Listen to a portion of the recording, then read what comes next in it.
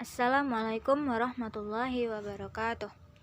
Perkenalkan, kami dari kelompok 7 yang anggotanya yaitu Diana Melita dengan NIM 2122052, Mirnawati dengan NIM 2122050, dan Nurul Hafizah dengan NIM 2122055. Dengan dosen pengampunya yaitu Bapak Bambang Trisno MPD.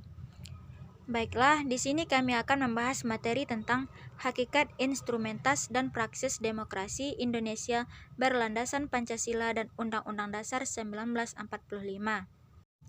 Selanjutnya yaitu alasan perlunya demokrasi yang bersumber dari Pancasila. Demokrasi memegang peran penting dalam masyarakat dan dalam tata aturan suatu negara. Tanpa adanya demokrasi di suatu negara dan segala sesuatunya diatur oleh pemerintah, maka hilanglah kesejahteraan masyarakat dan kacaulah negara tersebut. Demokrasi sangatlah penting dan diperlukan masyarakat, tidak hanya sekedar pemerintahan yang memegang kendali dalam pengaturan suatu negara.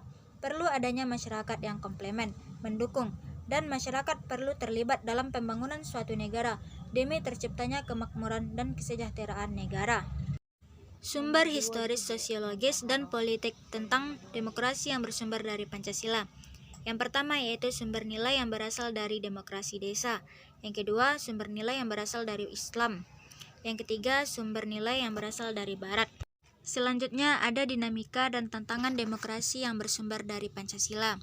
Yang pertama yaitu Majelis Permusyawaratan Rakyat atau biasa disebut dengan MPR. Yang kedua, Dewan Perwakilan Rakyat atau DPR.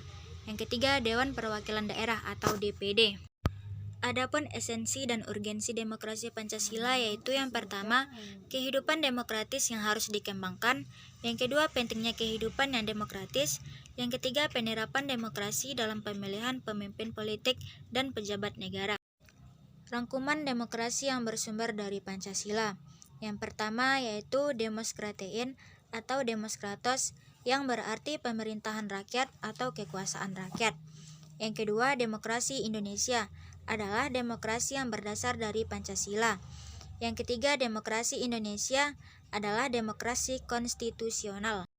Baiklah, hanya itu materi yang dapat kami simpulkan. Sekian, terima kasih. Wassalamualaikum warahmatullahi wabarakatuh.